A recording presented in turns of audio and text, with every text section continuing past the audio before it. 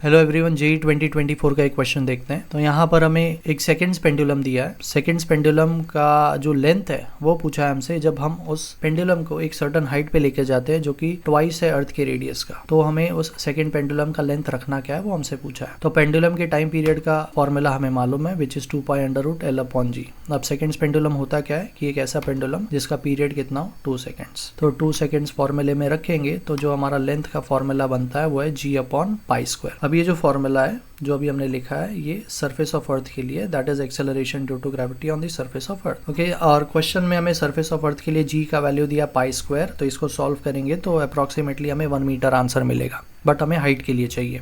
But ये हमें मालूम है कि जब भी हम अर्थ के सरफेस से ऊपर जाते हैं तो acceleration due to gravity reduce हो, तो कितना होगा एट हाइट 2 टाइम्स r वो हमें फाइंड आउट करना है।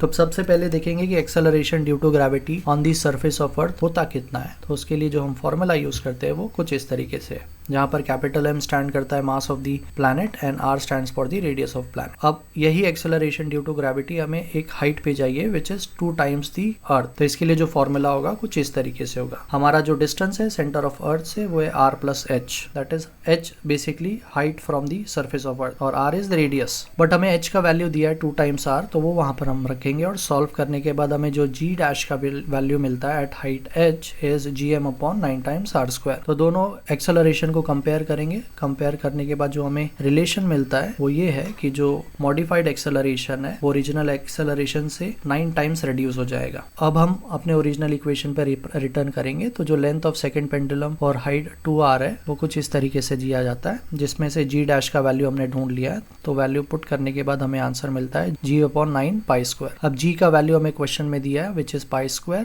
तो इसे सॉल्व करने के बाद जो हमें लेंथ मिलता है वो है 1/9 मीटर, जिसमें से हमारा ऑप्शन नंबर 2 करेक्ट है।